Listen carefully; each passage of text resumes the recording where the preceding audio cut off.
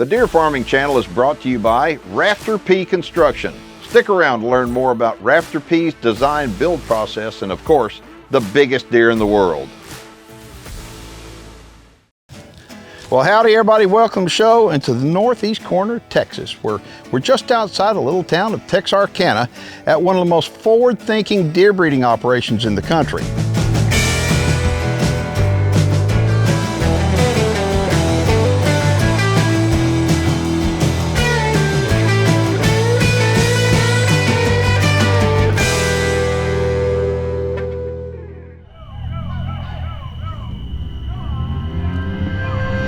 The white-tailed deer is America's favorite big game animal, and white-tailed deer farming is the fastest growing segment in the agriculture industry. Our program's mission is to dive into the world of deer farming and inform you of how deer farmers all over the country are now using rapidly developing science-based research on their captive deer herds to solve the chronic wasting disease issue through selective breeding. Not only is this new science working, but it's obvious that captive deer breeding is the only way to help save America's deer herds from CWD, which will help improve overall herd health and at the same time can produce more quality trophy-sized animals for the general public. Join me as we discover how whitetail genetics, deer auctions, animal husbandry, and so much more drive the modern-day deer farming industry. My name is Keith Warren, and this is Deer and Wildlife Stories.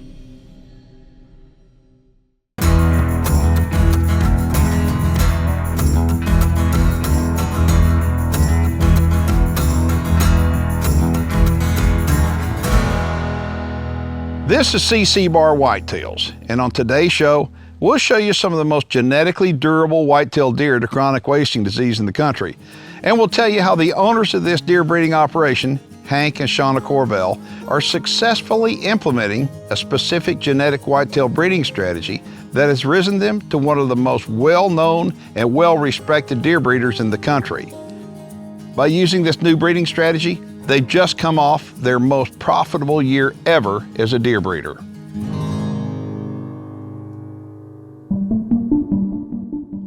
But first, we need to address some very important issues, and it all has to do with chronic wasting disease, otherwise known as CWD, and how CWD is being used as a mechanism to abolish deer breeding operations.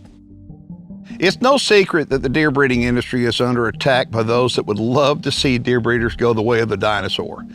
These groups are well funded and they have one goal. Their goal is to kill deer breeding, and it's now shockingly obvious there are even state agencies working to put deer breeders out of business. The Texas Parks and Wildlife Department is actually advertising that CWD is a deer disease that people need to learn more about. That's fair enough. Now, these advertisements are in Parks and Wildlife's own words to make the general public more aware of the seriousness of CWD and encourage them to learn more about the facts. What do you think this message sends to the general public? Is it positive for deer hunting or is it negative? The message is that CWD must be everywhere and is proving to be detrimental to participation in hunting. If deer have this horrible disease, why would anyone want to even risk hunting them or certainly eating them? When in fact CWD is not everywhere, and it's never killed off a deer herd in the wild, and no human has ever gotten CWD, ever. But what has killed off thousands of deer in the Texas deer breeding program is Texas Parks and Wildlife looking for chronic wasting disease. So to illustrate my point, I want to compare COVID to CWD. Both are diseases. Science has proven there are some people that are more durable, more resistant to COVID than others. For example, if you had 10 people in a room at one time, all exposed to COVID, the same time, same duration, the same way, there's gonna be 7 of those 10 people that come down with COVID, 7. And then there's gonna be 2 people that have slight symptoms and 1 person doesn't get it at all. Why is that?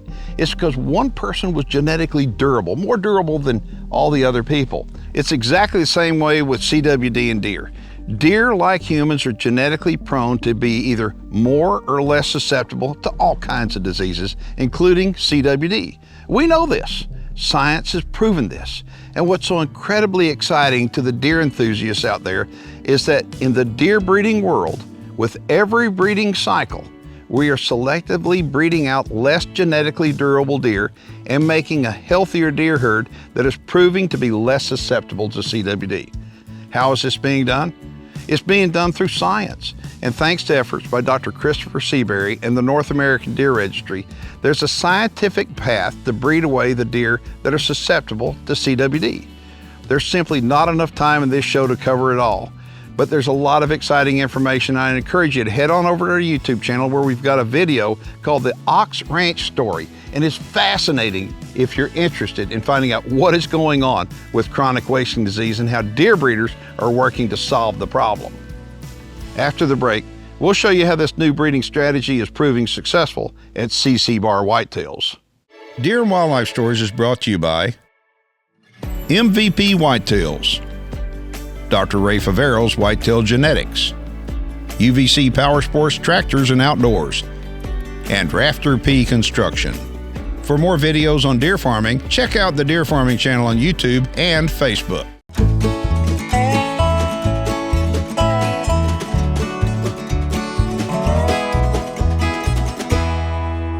So early in the show, we mentioned going to the Deer Farming channel, check out the Ox Ranch Genetics video. And the reason why is because it tells you what Hank is doing right here. The goal here is to breed for S markers, and that's exactly what Hank is doing. Tell him you're gonna make some tough decisions, aren't you? Because it's either you're in or you're out. You're not gonna be able to change your mind. Once you decide to go this way, it is a hard decision to make, but it will be proven to be very successful. Tell them what we're talking about. You know, we've been doing it, this is, I think, 5 years. You're gonna look out there and you're gonna see these GS bucks that are maybe the best buck you've raised since. Or GGs, most deer are GGs. You're gonna see GGs and GS bucks, and they're gonna be big, could be the biggest buck you ever raised, and tell them what you need to do with it. You gotta mark them all. I mean, you're gonna have to get, if you're gonna breed resistance, then you're gonna have to make up your mind and you just gotta stick with it. And so ultimately, take a look at Hank's deer, and he's been doing this, like he said, 5 years. Now he's been breeding how many years? We started in 2004. So he's been breeding a long time, but not until 5 years ago did he really start breeding for genetic resistant. And so now doing this has raised him to be one of the top breeders in the country. Everybody in the country knows about his herd because he's so far ahead of everybody, because he has made those critical decisions and let some giant deer go. We can take a look, that's a 2-year-old buck right there. And he's absolutely incredible. I mean, 5 years ago, would you have used him for a breeder? Maybe that one, but you know, yeah, he's pretty nice. But, I mean, but now, yes, they have to have the SS. They've got to have a good GEBV, or they don't have a chance to breed here. Right, and so what's happened, you have video of letting these gigantic 2-year-olds out. Explain to people what happens to these deer. We raise deer here at the CC Bar to be released, liberated out in the release sites, and they go out and they do their job and spread their genetics to the deer that's already there. And ultimately what we've got, we've basically got 3 different categories of deer. You got GGs, GSs, and SSs. What we're trying to do this way is go all SSs. And in order to do that, you got to take a GG and you need to breed it to an SS or at least a GS. So hopefully you can get that S marker in there in the offspring. And so by releasing these giant 2-year-olds, and these are stalker deer. You can buy these deer and put them on your property. More than likely your property has got GGs. But when you put a GS out there, you're introducing that S marker into your herd, making it more genetically durable.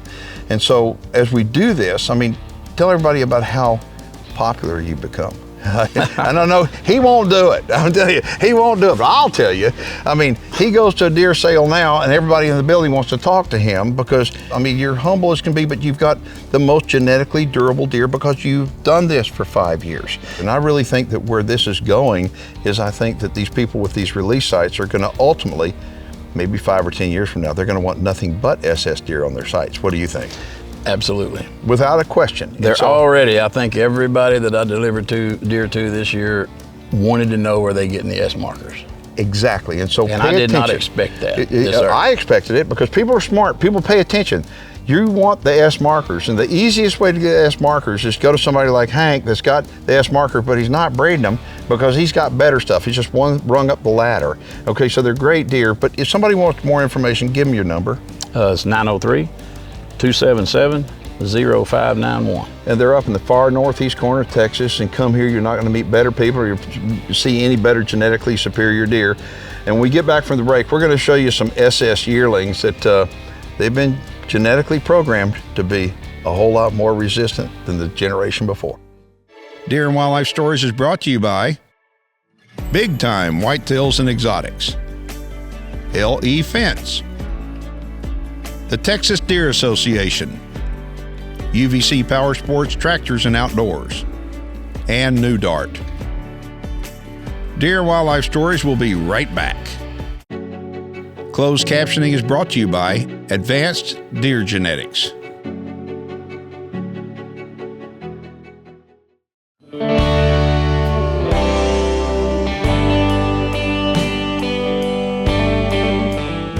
So an operation of this size, there's no way that you can do it by yourself. No way. Tell everybody who helps you. No, I've got my family, my wife, and both of my daughters, and I've got two pretty good son-in-laws, Keith.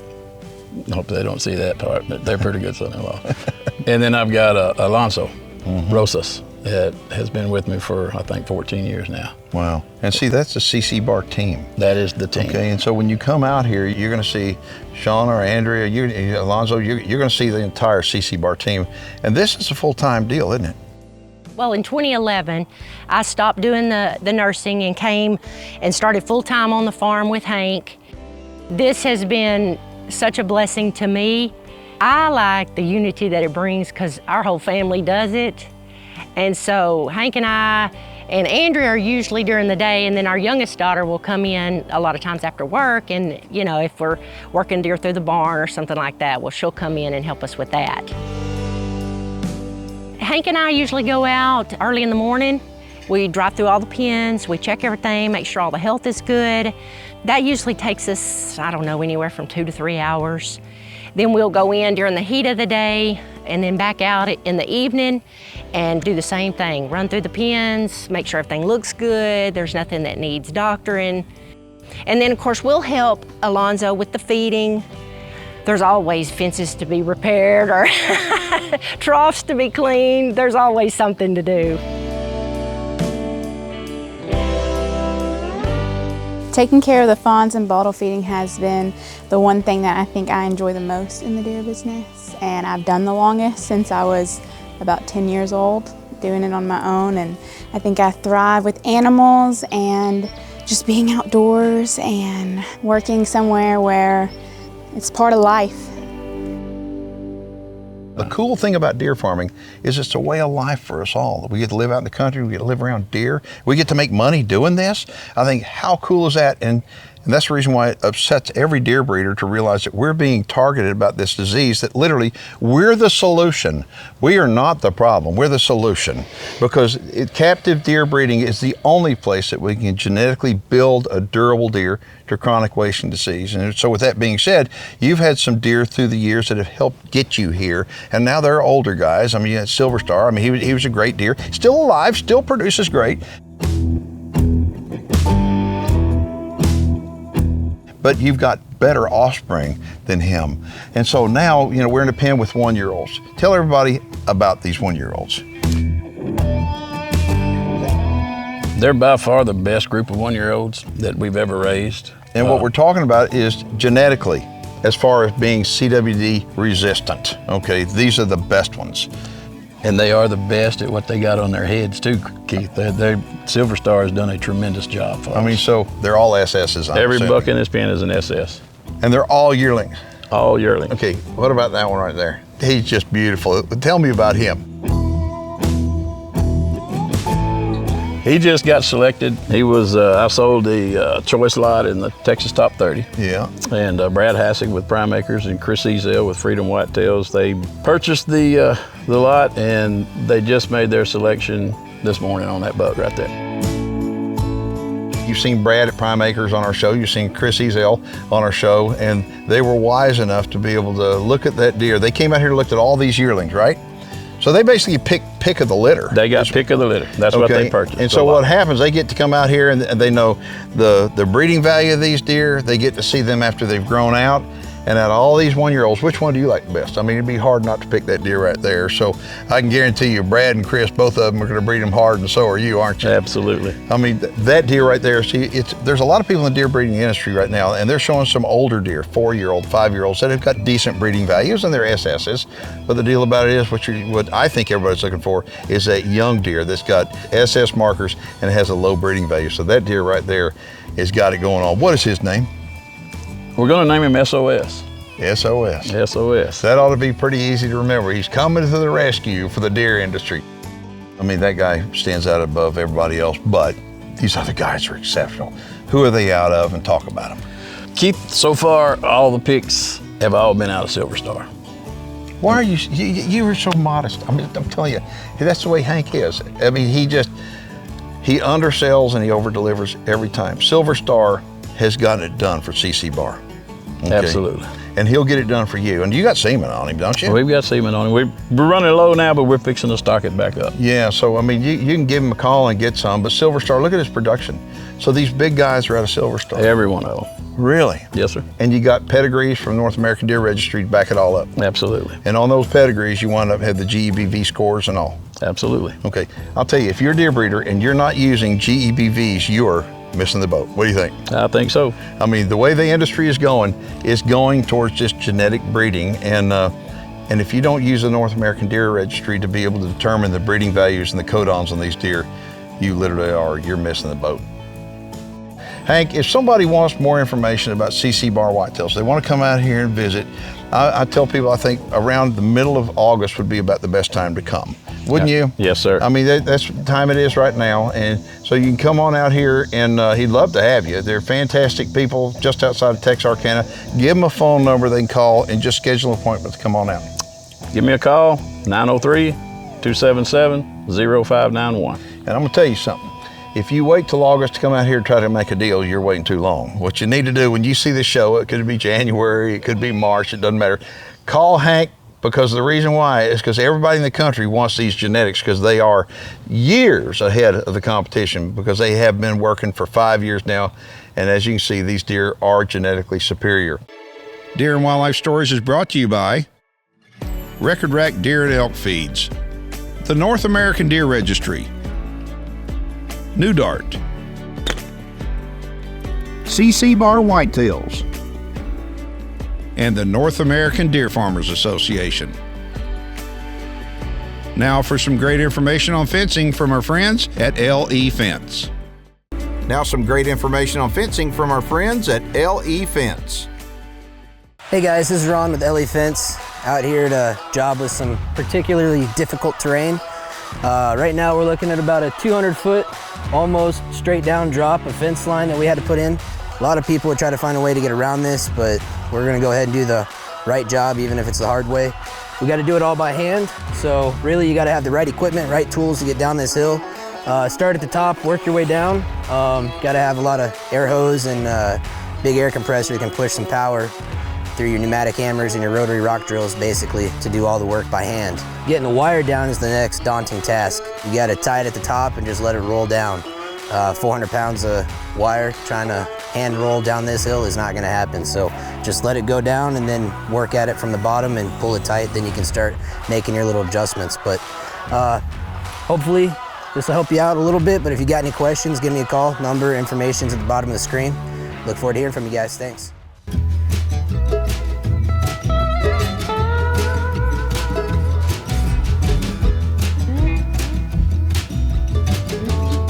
So we saw Silver Star's production. Tell them about some other bucks you have out here that are also great markers and get it done. Well, we've got Whetstone. He's a good option for me because I've got a lot of Silver Star daughters. And he's out of a buck I had called Sandstone, SS. Born here. Everything is born here. Okay. Every deer we have here is born here. He's a -2 SS. And then we have Silver Spur. There's a good young 2-year-old buck that's a son of Silver Star that I can go back on my Sandstone and all the other, other genetics and crosses that we have. I want to tell you something. I want you to know that there have been deer breeders that have been growing these pedigrees for 20 plus years, and they've had unbelievable deep, wide pedigrees with some big name deer. but the genetic breeding values weren't there, the codons weren't there. And so what we're experiencing now in the deer farming industry is it's a reset. It really and truly is a reset. Yes. Where the guys that were on top are sitting here just shaking their heads. They can't believe we've got this invisible trait to be able to now determine the quality genetically of your deer. And they're realizing that their deer, although they may have every other trait in the world, they're not genetically durable as a SS marker deer. So it is a reset in the marketplace. Would you agree? Yes, sir. I mean, it's something a lot of people don't want to talk about, but I'll talk about it because you need to know about that. All right, so as you're looking at all these big bucks and with great genetics, the thing about it is they've also got these does, and the does, you can't grow a big deer herd without big doe genetics. And your does, you've got so many great does. And so if somebody wanted to start taking advantage of your last 5 years of hard work, they could do so real easily by just buying these SS marker does, couldn't they? Yes, we've had a couple of young deer breeders that's coming in that's exactly what they did. I want to also point something out too, and then listen up. If you're a deer breeder, Hank probably isn't going to sell you a deer, okay? He makes deals with people that are going to be new deer breeders, if he can make a deal with you for a satellite farm, basically. But there are conditions with that. You need to call him and find out. But he doesn't sell deer to deer breeders there's obvious reasons. You can call him and find out. But what he does, these deer are going to release sites. So those genetics go out on these release sites to help people create more genetically durable deer. That's right. Folks, I want to thank you for watching. I want to encourage you. You can head on over to the Deer Farming Channel, see this program in its entirety. We had to cut a lot of it out because we just don't have time to share this important information. But we appreciate y'all's time watching. We want you to head on over, watch the elongated version, and get active. Become an activist and support deer farming. I'm Keith Warren with Hank Corbell, and we'll see you next week. Thank you, buddy. I appreciate you. Thank you. Okay, so you've got property and you're wanting to build. Maybe a barn dominium, maybe deer facilities, or maybe a badass lodge. Well, you've got to check out Rafter P Construction. Rafter P Construction is the leading design build contractor across the state of Texas. Specializing in quality farm and ranch design build projects, Rafter P Construction encourages their customers to be very hands-on, incorporating your input into every aspect of your project with their in-house design teams. The goal of Rafter P Construction is to be your builder for life. Rafter P Construction, they'll be with you every step of the way to build your dream project. All the while, keeping quality and customer satisfaction at the forefront.